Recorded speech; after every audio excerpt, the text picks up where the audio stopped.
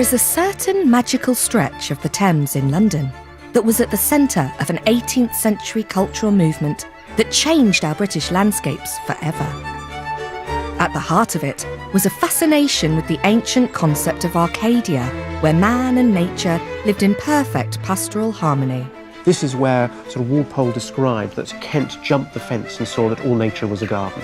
A radical group of writers and artists completely overturned the idea of what comprised a beautiful landscape and challenged the formality of the day. It's emphasising the complete power of the monarch. Their legacy can still be seen around the world. So who were these visionaries at the heart of this transformative movement? Pope is enormously famous, enormously influential at this period. And where did their inspiration come from? This is the classical tradition being fantastically realised by the 18th century imagination. I'm Janina Ramirez, and I'm going to explore their world along the Thames, visit their houses, gardens and curious creations, and discover why their ideas are still so relevant today. I've got all the advantages of the city, but many of the advantages of living where nature is still visible. As I go in search of Arcadia.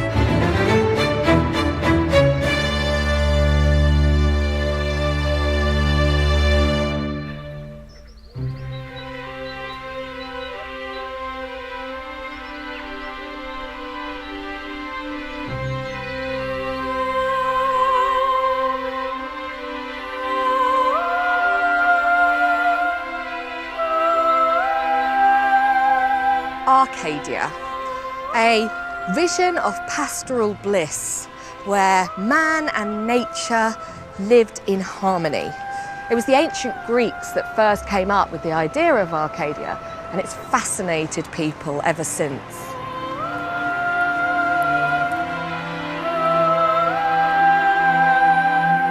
This Greek mythology and the idea of a pastoral Eden led ancient poets like Virgil to write poems that idealised Arcadia, developing a philosophy that has lasted for centuries.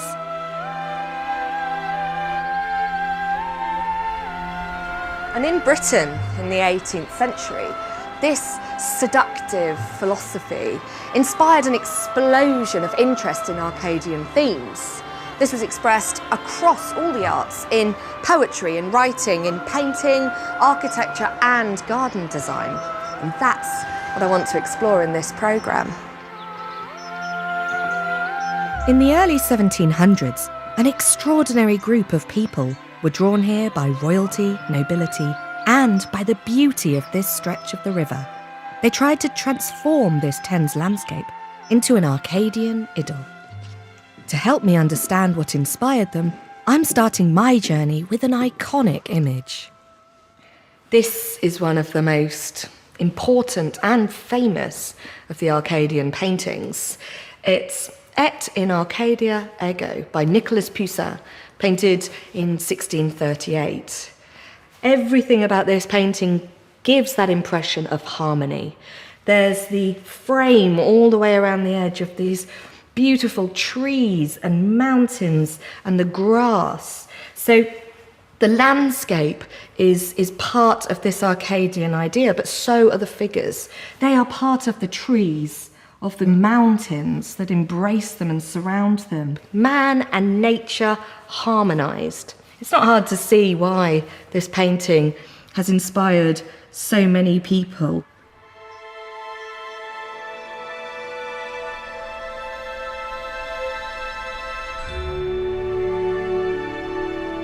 This is Garrick's Temple. It marks the start of the Arcadian Thames, a 12-mile stretch of river that flows through a classically inspired landscape. This unique part of the river winds its way past Hampton Court, through Twickenham, Richmond and Kew, and then finally on to Chiswick. I'll be travelling down the river by boat with John Bailey, waterman and historian, who'll be experiencing the essence of the river, while I'm discovering more about the people at the heart of this revolution, where they lived and what they did to transform this landscape. Hey, you're here. we're starting our journey together on a traditional Thames wherry. Right, let me get the rope and pull you up. Okay. There we go.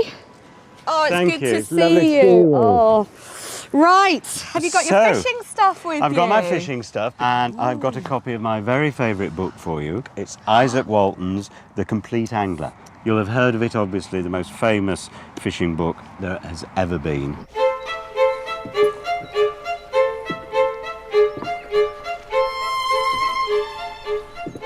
The Complete Angler was written by Isaac Walton and was published in 1653.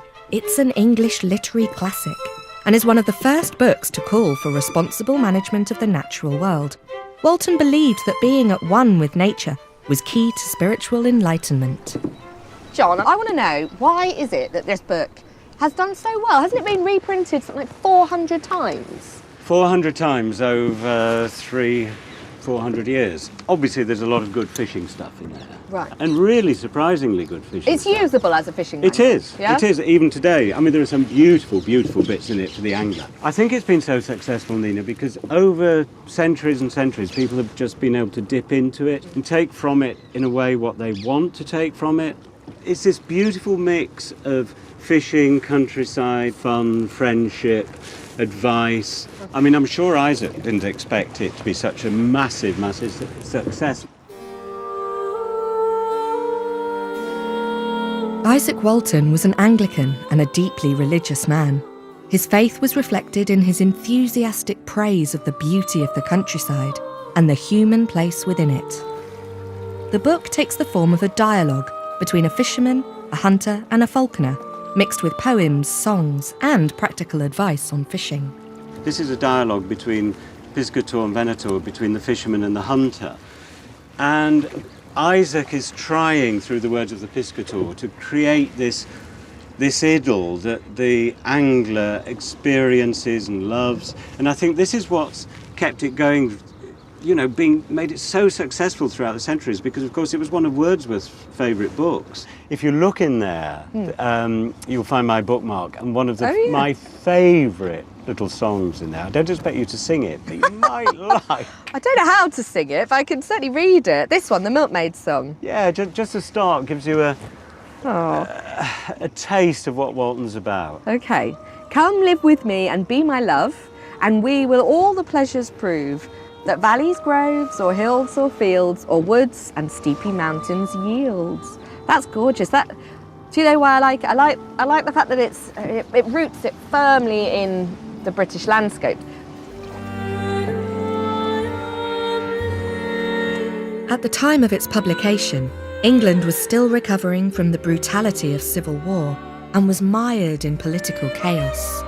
The king had been beheaded and the country was ruled as a republic. Yet Walton proposed that time spent in nature, enjoying the simple pleasure of angling in pastoral surroundings, could bring about a sense of well-being. For Walton, fishing was the pastime of sane men in a world of apparent insanity. Isaac Walton and his friends, they feel physically threatened. They are seeing their religion threatened because, of course, they were Anglican and Cromwell was strict Puritan, as you know. So in some ways, this book was if you like, a release for Walton. I think he probably wrote it at this particular time because there was a deep need in him to portray something that was pastoral, Arcadian. There's so much passion, it's almost a spirituality. That's what fascinates me about it. I think it's this idea that it's a philosophy in the absence of a good, solid religious foundation, which is what happens in the late 17th century. And so under the guise of an angling book, you have these deep spiritual insights into the relationship between man and nature, don't you? Right. What are you off to do now? Well, then? I'm off to meet my great friend, who's Yeah. an expert at fishing and an expert on Isaac Walton. And we're going to have a lovely bucolic afternoon.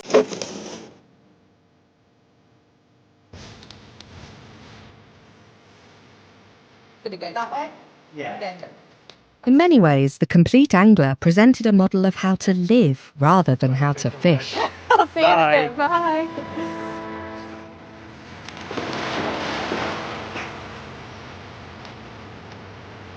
John is heading to the river to experience Walton's philosophy firsthand with fellow angler Keith Elliott.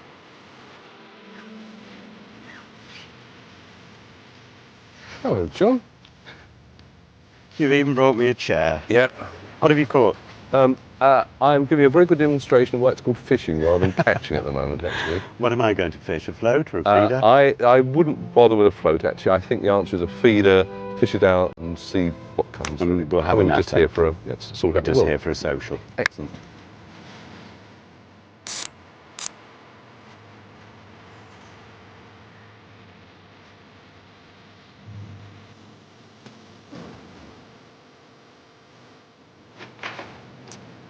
Right, Maestro, I'm ready to go. Okay, I would have thought about a third of the way across. I can't cast that far. You'll catch nothing there, just as much as you will 2/3. So that means less winding in. Back in the 17th century, the Thames was a means for transporting people and goods through London, but it was also a refuge from the plague, smoke and pollution of the city. Sitting here today, Keith, it brings home to you what Walton really was about. Yes, he was a fisherman, but it's that lovely oneness with nature. It's that lovely synchronicity. Oh, I thought you had a fish. No. It's the worm. It's the worm. Not that big a fish, come on. It's that oneness, isn't it, with the natural world that I suppose even then in 1653 Walton felt was disappearing or being forgotten. Well, it's here. Well, let's look at it. When he was talking about in this about when there was Auceps and Venator and Piscator, and he was talking about why he was doing it, and I think it was Auceps was saying, why did they go fishing? Yeah, he said, and I profess myself a falconer, and have heard many grave, serious men pity them. 'Tis such a heavy, contemptible, dull recreation, And he says, gentlemen, 'tis an easy thing to scoff at any art or recreation. A little wit mixed with ill nature, confidence and malice will do it. And then he talks about why he does it, and he said, let me tell you, sir, there be many men that by others taken to be grave and serious men, which we condemn and pity, men that are taken to be grave because nature has made them of a sour complexion, money-getting men that spend all their time first in getting and next in anxious care to keep it, men that are condemned to be rich, and then always busy and discontented. For these poor rich men, we anglers pity them perfectly. I mean, Walton put it very well, didn't he, about it wasn't about catching fish, it was just the relaxation.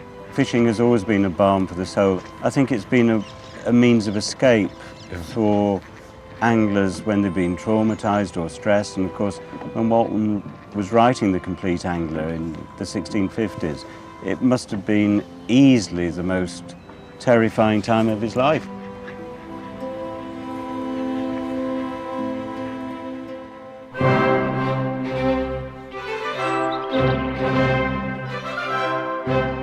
Seven years after the publication of Walton's book, the monarchy was restored to the throne in 1660. In the years that followed, the nation became more politically settled. Yet despite Walton's book becoming fashionable, his idea of living in harmony with nature was still out of step with other tastemakers of the time. The next destination on my Arcadian journey is one of the most famous historic palaces in London.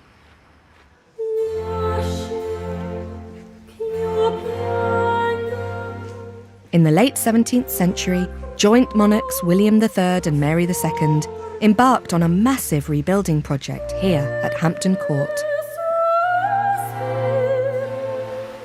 They commissioned Sir Christopher Wren to rebuild the palace in a grand Baroque style, reminiscent of the great European courts.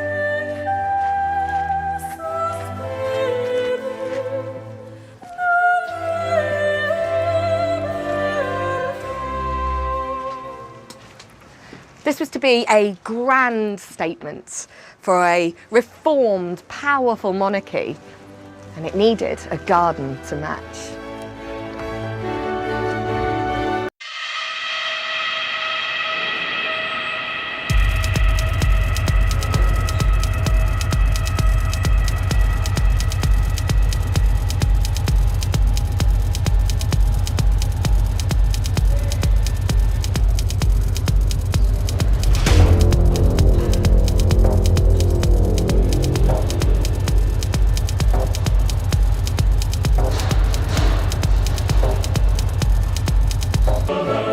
William III ordered the Privy Gardens to be remodelled in a formal French or Dutch style, inspired by the grand gardens of Versailles.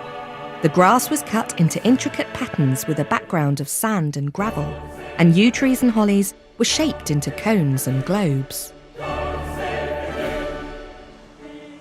This really is nature ordered, controlled, contained, suppressed even. It's emphasising the complete power and authority of the monarch over everything, even the natural world.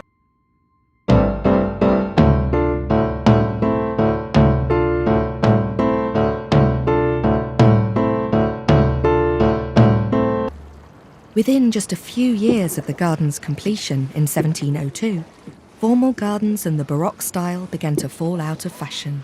Did you catch anything? Absolutely nothing. This was the beginning of the Age of Enlightenment, a movement which placed reason at the centre of ideas about politics, philosophy and science. Society was ready for change.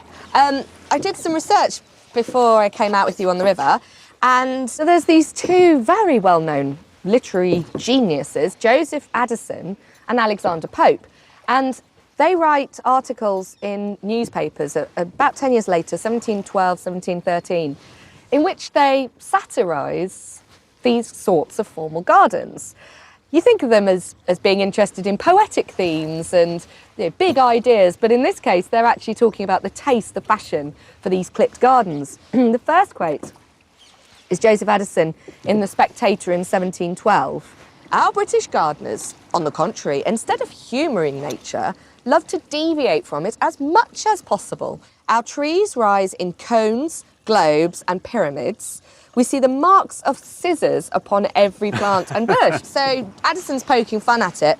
Pope, in The Guardian in 1713, he takes it on another step. He makes a link back to something else, something that maybe poets and painters and garden designers should be aspiring to, which is the taste of the ancients. He says, there's certainly something in the amiable simplicity of unadorned nature that spreads over the mind a more noble sort of tranquillity and a loftier sensation of pleasure than can be raised from the nicer scenes of art.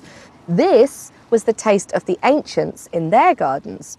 How contrary to this simplicity is the modern practice of gardening. We seem to make it our study to recede from nature. So again, he's talking about receding from nature, Addison's talking about deviating from nature, but Pope takes it a step further. He's saying it's actually about more than just gardening. That what we want to be replicating in our outdoor spaces is something that's more like this sort of history painting, these wonderful works like the Poussin et in Arcadia Ego, where it's man and nature in harmony, everything's loose, everything's idyllic. And also going back to the taste of the ancients in their poetry, going back to Virgil, going back to pastoral poems, that looking at those exemplars, we should be making that happen in our gardens as well. So it's a whole philosophy.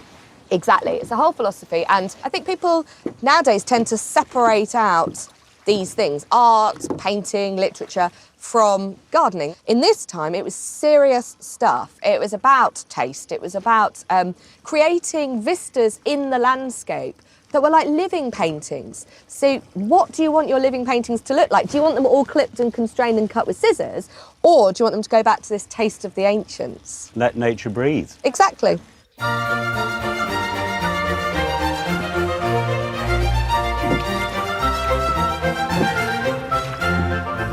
Right, hold on. Okay, we're nearly there.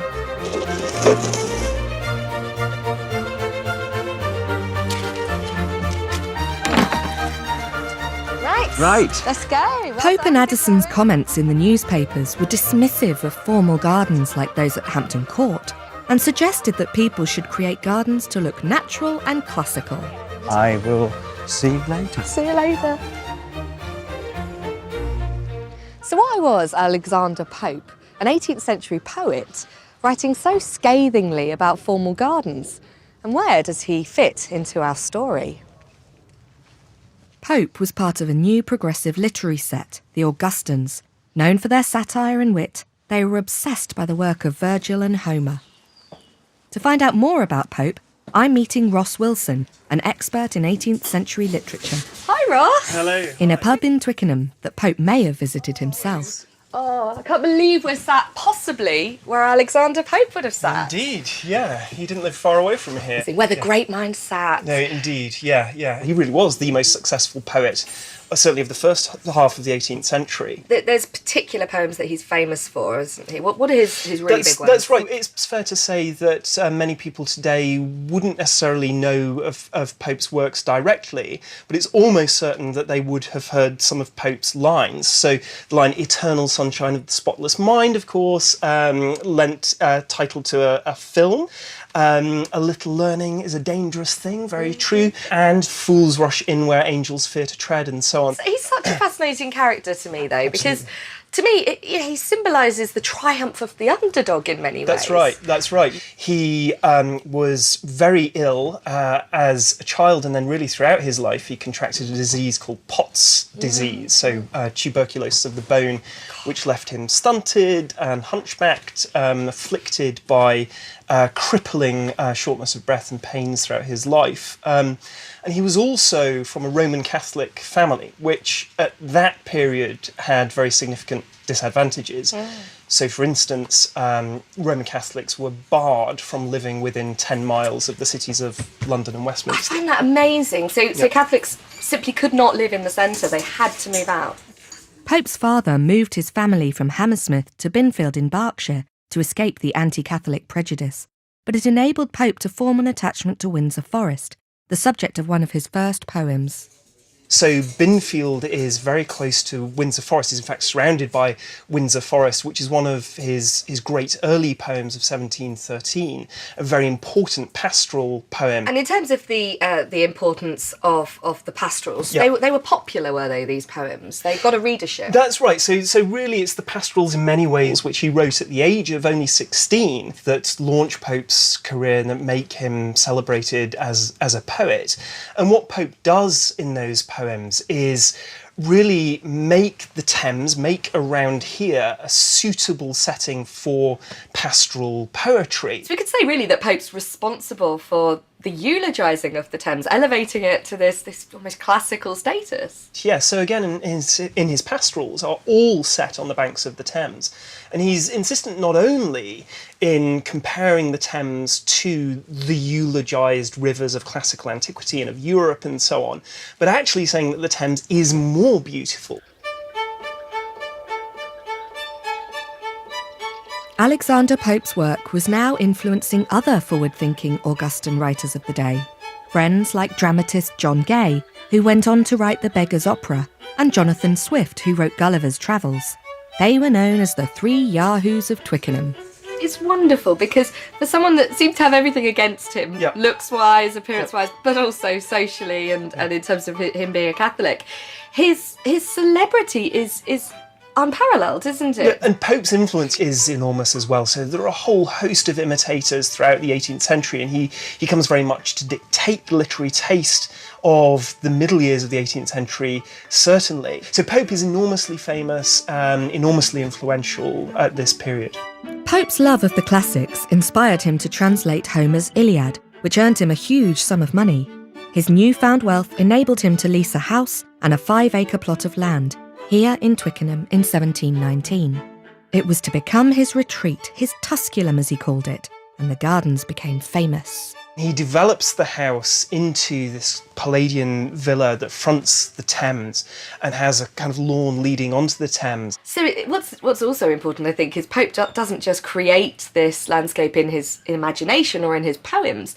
He invests in a plot in Twickenham on the Thames, deliberately so, and then cultivates it, creates That's right. a poetic scene in this 5 acres. Yes, and there's a considerable overlap actually between how Pope thinks about poetry and how he thinks about gardening. So the kind of unaffected simplicity, the free natural taste that is embodied in his garden, and all these things are important to Pope, and he's really very fond of what he's managed to achieve there.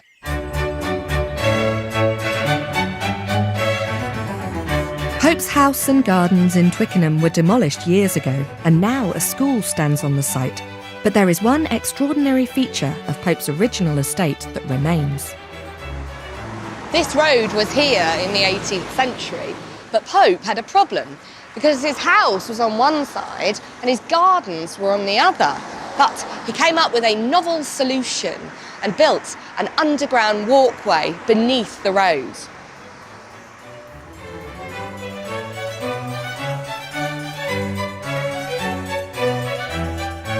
But this wasn't just a functional subway. What started out as a plain brick passageway was transformed by Pope into an imitation of a natural cavern.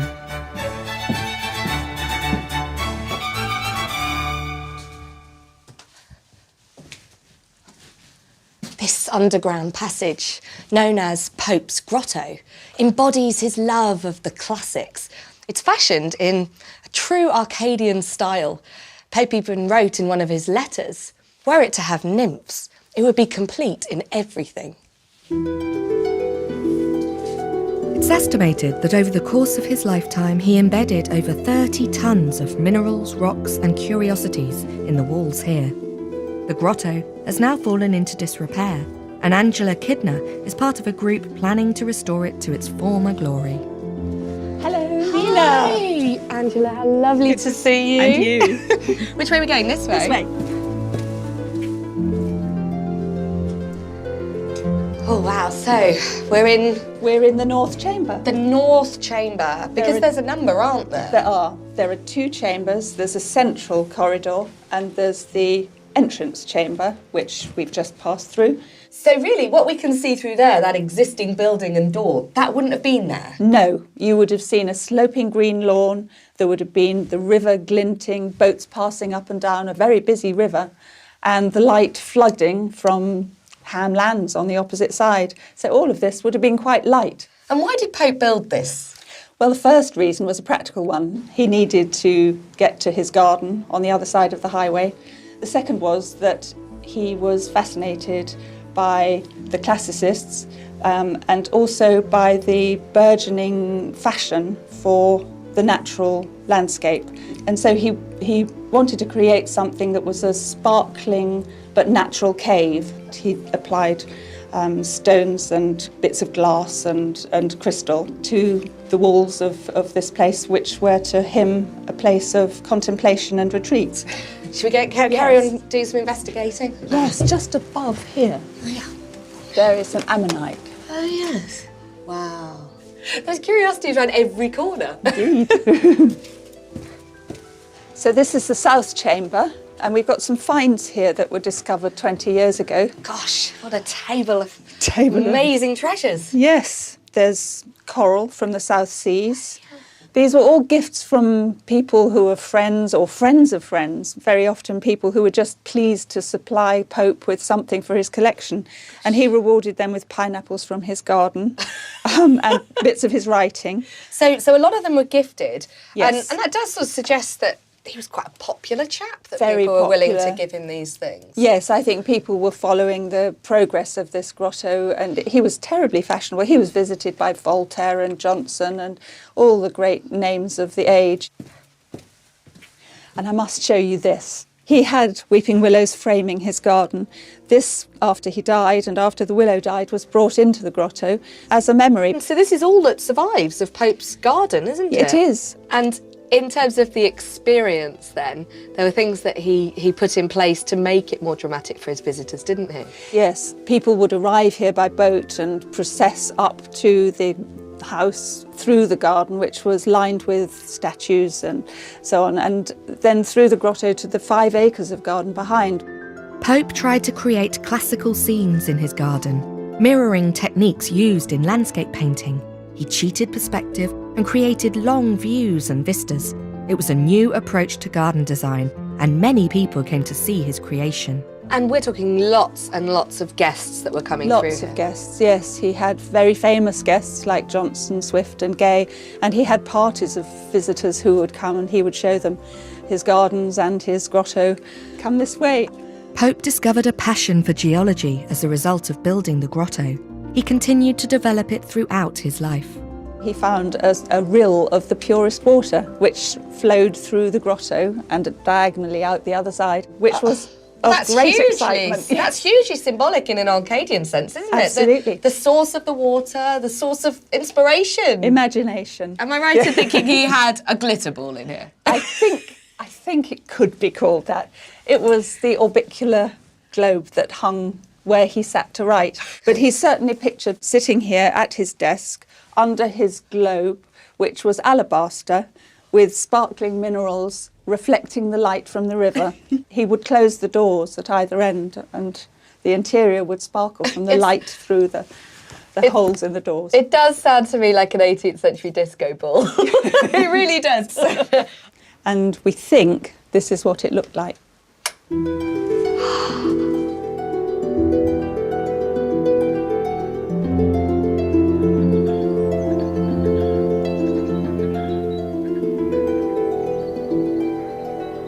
Strange coming out of the darkness of Pope's grotto to this, the Thames. And what really has struck me, thinking about not just his poetry, but what he does with his house in Twickenham, it's as if there is a chain reaction that begins, starting off with his ideas of classical Arcadia and then rippling out through his social network, through his friends, to be embodied either side of this stretch of the river.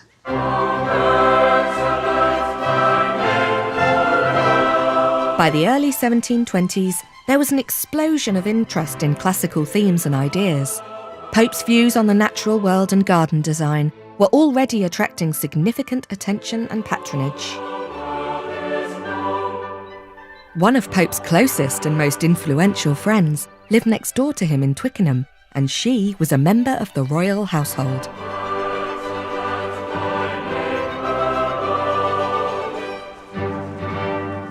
This beautiful Palladian mansion behind me is Marble Hill House. It was the home of King George II's mistress, Henrietta Howard.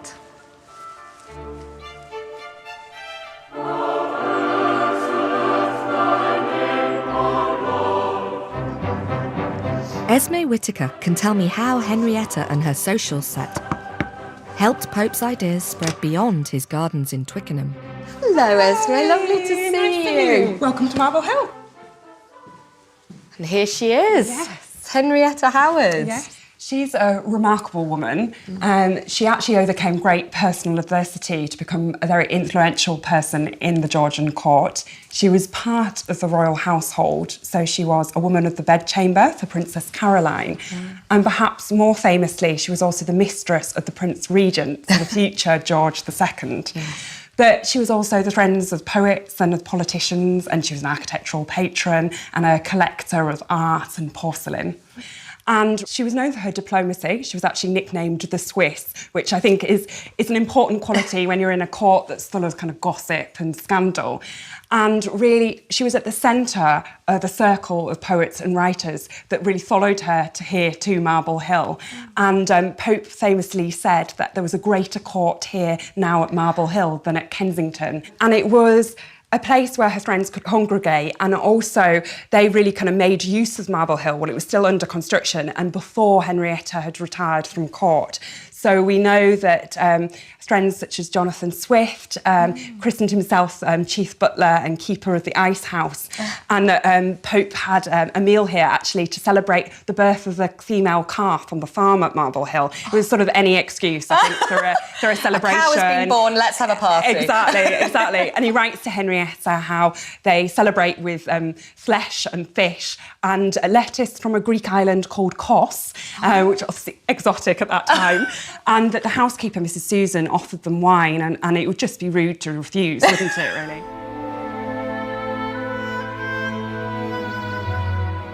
It was very much at the heart of the Twickenham set. So one of the reasons why she was attracted to Twickenham as an area was the fact that Alexander Pope had already moved here. So that was one of the reasons why she decided to build the villa here.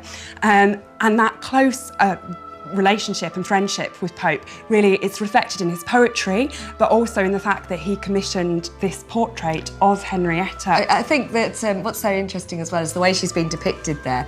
She looks so Arcadian and she's pure, she's virtuous, she's beautiful, and that's how Pope saw her. Yeah, in this slightly informal dress, showing that it is a portrait for a friend, but then also the quite a direct gaze. And I like the way that she's posed in front of this landscape. So we actually think it's more of an infinite vista, so alluding to the pastoral world of the poet.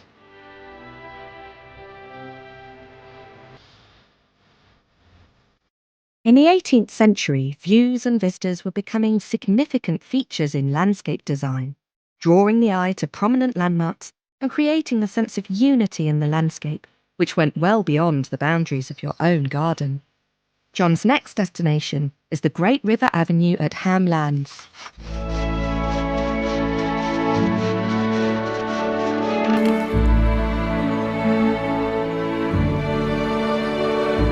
This avenue, which is part of the Ham House estate, originally stretched from the riverbank opposite Pope's house right up to Richmond Hill. It's now overgrown. Rebecca Law and a team of volunteers are restoring the avenue back to its 18th century state, using traditional methods sympathetic to the environment and in harmony with nature. Hi, Rebecca. Hi, you all right, John? How are you? Good. Well, this looks fun, but it's more than that, isn't it? It is indeed, yes. We've been doing a lot of restoration of historic vistas, avenues and the landscape, particularly around sort of the 18th century sort of landscapes, particularly in this area. Come on, come up. This is the Great River Avenue, which originally was from the view to Richmond Hill, which is the Royal Star and Garter, all the way down to what was Pope's Villa in Twickenham. What we would like to do is at least restore that view so you can get the feeling and the sense of that avenue back. And this project especially is quite nice because it's restoring a lost avenue as well as doing a lot of diversity and habitat. So it's not just about the people, it's not just about the history, it's also about the wildlife. That's my boy. To avoid damaging the environment, the volunteers are not using any machinery. Tom Nixon and his horse Murdoch are clearing the cut timber. Basically what we're doing here now is the volunteers have already cut all this brash and put it into nice tidy bundles for us. So basically we have the choke chain on the bundle of timber now and we're going to hook it into Murdoch's swingle tree and then we're going to take it away. This is Murdoch's job, among many more. Okay, walk on. Jump, jump. Good lad. Come on, son. Come on, come up. It's very important that we think of the horse's welfare as well, that we don't give him too big a load to pull. It's most important that he trusts us, that we're not going to put him into a dangerous area, and we never do that. And on your side of things, Tom, I mean, obviously this is a lifetime's experience, isn't it? Yeah, I'm working with horses all my life, John, to be honest with you. Yeah. I've been farm horses and forestry horses. Come up, come up, come up. Mind your face off them now, John. Come up. That's the boy. Come on, son. Oh, stand there now. That's my boy. Just watching this scrub being pulled through, Tom, that's good for the land in itself, isn't it? Of course it is, John. The load we're pulling, the branches and the brash, it's opening back the brambles, it's taking them out of the way, it's pulling them out by the roots, and this is leaving the forest floor open. So come the springtime, the sunlight will get in, it'll bring up our wildflowers and hopefully a regeneration of our native oak trees. So basically everything we do is good. Every little part of this process is great for the environment. We've been given a blank canvas to work here because this woodland has been ignored for so many years. So it's important that we plan every step and work it in the proper fashion. Come on, son. Good lad. Okay. Come up. Come up. Mind yourself down now, you don't get steady. So restoring these avenues is really going back to a 17th, 18th century plan, isn't it? There's nothing random about these. No, these avenues were laid out to link together the different villas and estates. So Ham House obviously is a very important, was an important estate. You have Marble Hill over on the other side, then you've got Hampton Court Palace further down, and there were several smaller villas privately owned that dotted the riverside. And these avenues were that connection between those estates for people to walk through and enjoy. So it's using the river as that connecting corridor to bounce the different parks and gardens and the elements across. It is that wonderful feeling of being out in the wild, in the city, isn't it? I mean, that's what we would say with that. It's that Arcadian history and that Arcadian feel that we really want to show. Ooh. That's the light.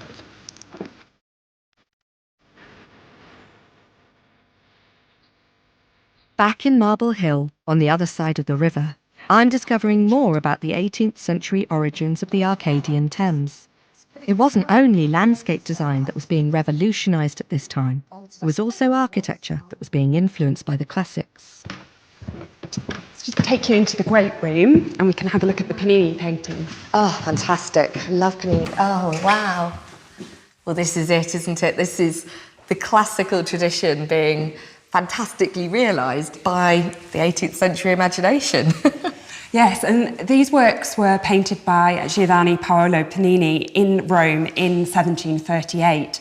These are very much imaginary views. So Rome didn't actually look like this. This was very much a construct on the part of the artist to highlight all those kind of well-known features. And they were very fashionable at the time as a type of souvenir for English gentlemen who were going on the grand tour. Glorified postcards, really. Yeah. But they're summing up what the grand tour is all about, aren't they? Yes, so the Grand Tour is basically the name that was given to these travels in Europe. So it often followed a set route, but the ultimate aim really was to go and visit Italy, and in particular to go to Rome. And it was very much seen as a prerequisite of a young gentleman's education. So it was a chance to learn languages, learn about art and architecture, and also it was a great opportunity to shop. So they bought classical statuary and paintings and even fans and perfume. And Lord Burlington, who owns Chiswick House, is known that when he came back from his first grand tour, he actually brought 878 trunks of purchases back with him. So that's some serious shopping, my goodness. The Grand Tour was not only an excuse for young gentlemen to shop and visit ancient ruins, it also introduced them to the works of Andrea Palladio, a 16th century Italian architect. Inspired by the buildings of ancient Rome, he developed a theory of ideal proportions in buildings known as Palladianism. Early designs for Marble Hill were by the architect Colin Campbell, who was one of the key promoters of the Palladian style in Britain. And he published a work called the Trudeus Britannicus, which was a survey of the national architecture. But in the introduction of it, he's really promoting Palladio. And actually, the early design for Marble Hill features in the third edition of this book. And this symmetry of Palladian architecture and its classical origins perfectly matched the emerging taste for the naturalised landscape garden. Am I right in thinking that it's actually Pope with the royal gardener, Charles Bridgman, who designed Henrietta's garden? Yes, that's correct. So we know that Pope and Bridgman and Henrietta all met on site here at Marble Hill in 1724 in order to plan the gardens. Was it designed along similar lines to Pope's garden then? There certainly were some similar features. For example, we know that she had a grotto, actually not two grottos. It had serpentine paths and also these wonderful terraced lawns running down to the Thames.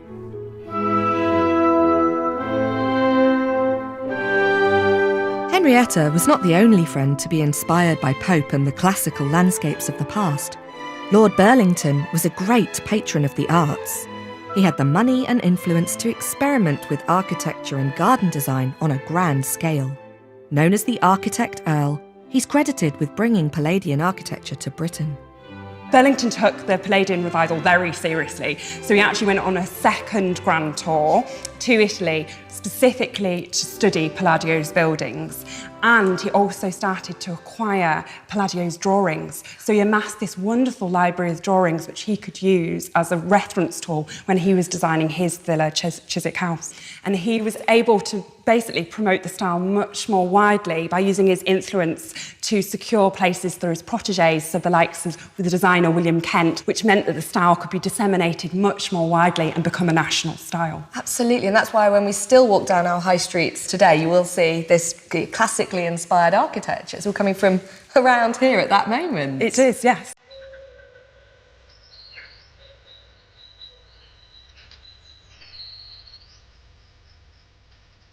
I've come to Chiswick House to see Lord Burlington's creation for myself, a classical Palladian villa set in one of the last remaining early examples of an English landscape garden. The gardens here at Chiswick House were designed by Lord Burlington, Charles Bridgman and William Kent. They're believed by many to be a grander version of Alexander Pope's gardens in Twickenham. But what a long way garden design had come in just over 20 years, from the formal gardens at Hampton Court to this.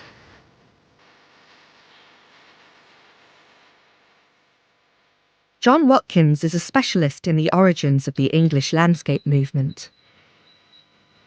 John, we're here at Chiswick, but what is it that's so important about the landscape, the gardens here, in terms of English landscape design? I think most important is its influence and the fact that it's still here.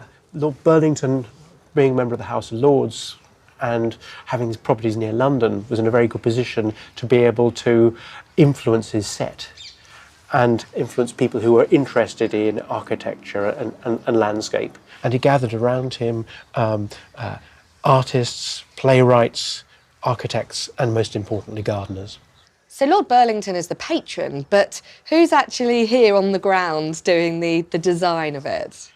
So Bridgman probably was the first person to aid some of the initial designs here, but two other key people were Pope and Kent. In fact, what is interesting, Burlington met Kent in Italy, and I think it's that strong influence of Italian gardens of ancient Rome that influenced, in particular, the early phases and also the latter phases of the gardens here.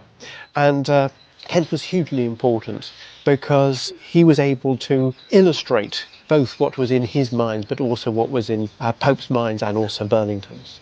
Burlington inherited the original estate at Chiswick in 1715 and started work on the gardens soon after. However, it wasn't until the late 1720s that Kent, Burlington and others started to soften the design, reducing its formality. If we look at this plan here, what we can see is the original garden here on the north side of the image, and there you can see very, very formal features. You've got groves, you've got single avenues, you've got the goose foot, and if we look just south of the house, you see a very formal lawn in this plan with a maze here. Towards the end of his life, the hedges and the trees were removed, and this became an informal lawn with a view over the lake. And this is where sort of Walpole described that Kent jumped the fence and saw that all nature was a garden. Oh, I love that. Yeah.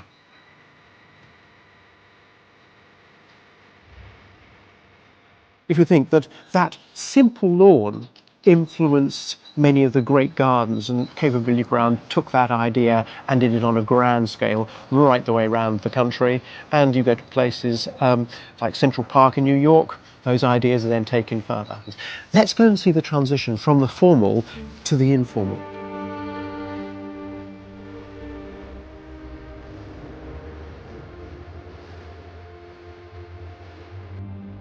And of course there's a lovely link with these obelisks, because there's two obelisks here, and the great importance of Pope. You've got the obelisk that he built in his garden to commemorate his mother.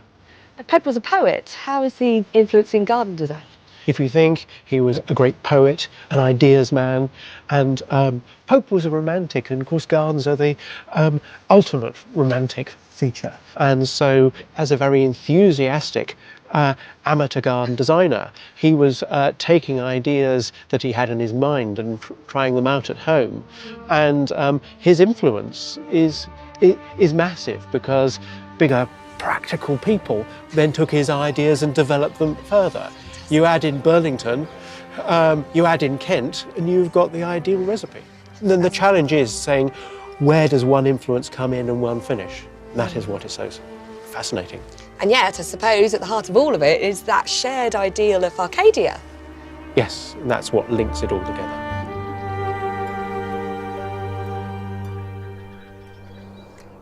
For centuries, European formality had been imported into English gardens, like those at Hampton Court. But In less than 3 decades, ideas of what comprised a beautiful landscape had changed beyond all recognition.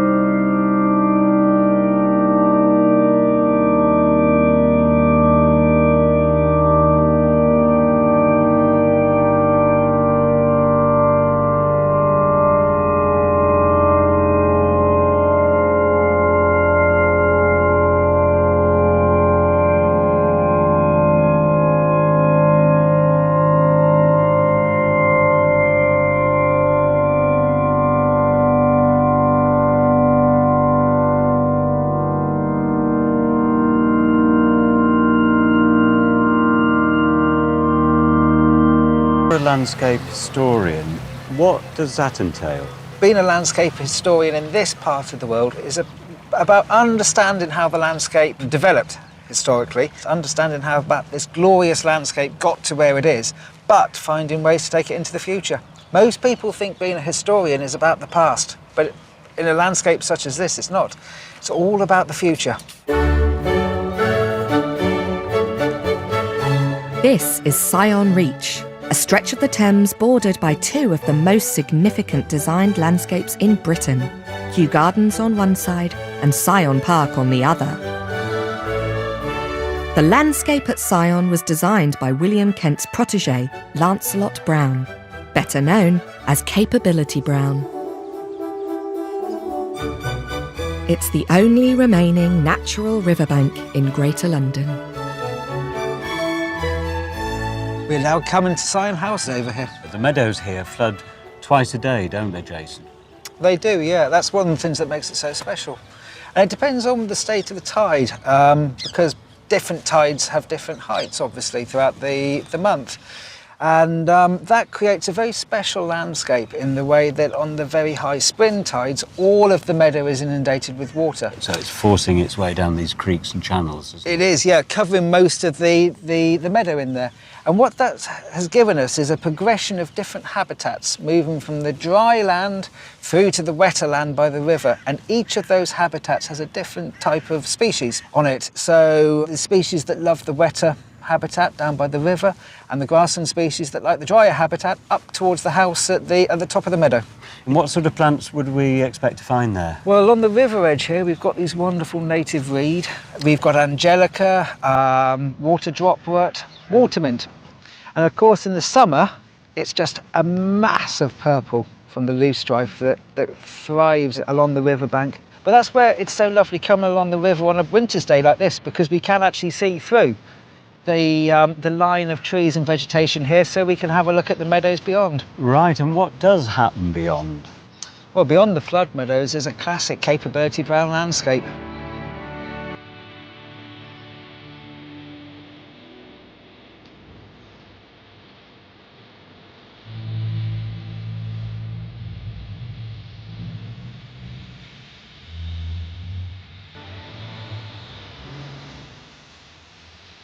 What Capability Brown did, of course, here was to sweep away the formality of the Baroque garden.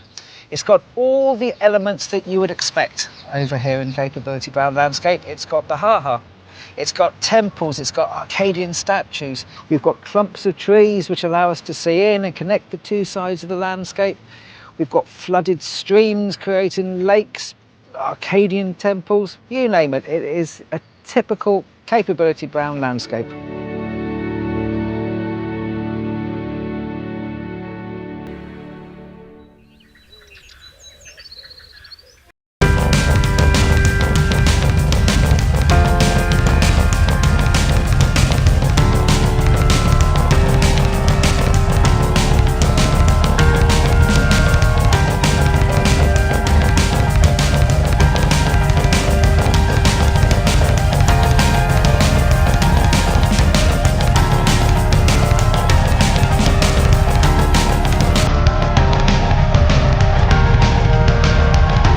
of the Thames became the focus of a cultural movement which changed the face of our English countryside.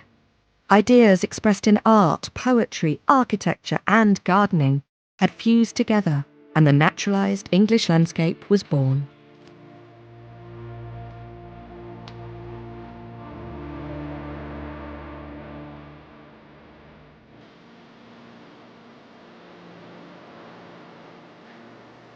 For the first time, a designed landscape was considered as a collected whole, comprising all that the eye can see.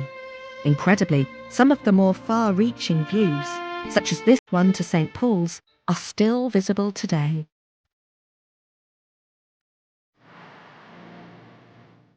And at the heart of it all is the Thames, eulogised and elevated by poets and painters as more beautiful than the rivers of antiquity.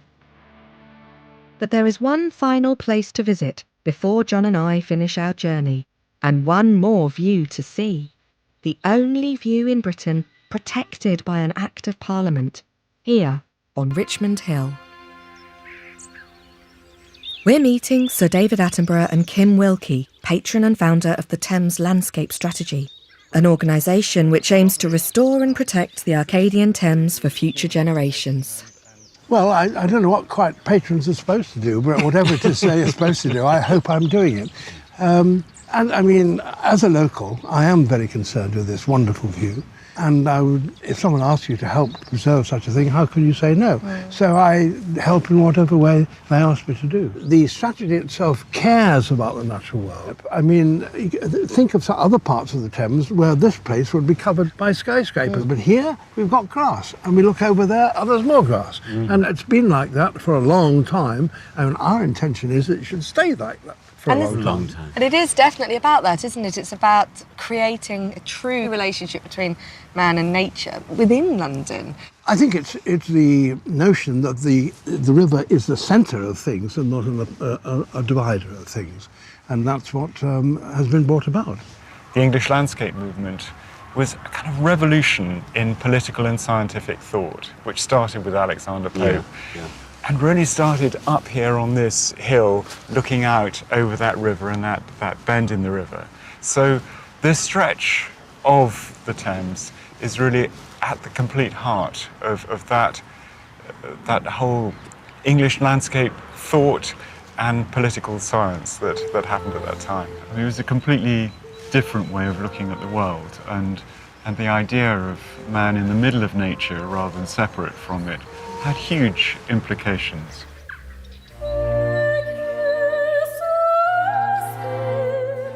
Is this Arcadia? Well, for me it is. I've got all the advantages of the city, which London brings to me, but many of the advantages of living where nature is still visible. Just to have this amount of green space, this natural space in such a huge city is wonderful, and it's what keeps us sane, and that ultimately is the biggest challenge for cities in this coming century.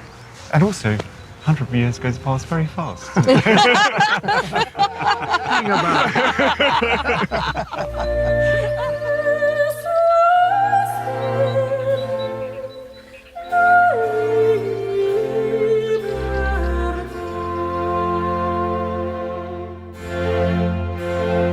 Coming up, the story of journalist activist Jane Jacobs and her fight to preserve the character and culture of New York. Citizen Jane, Battle for the City on BBC4 Next.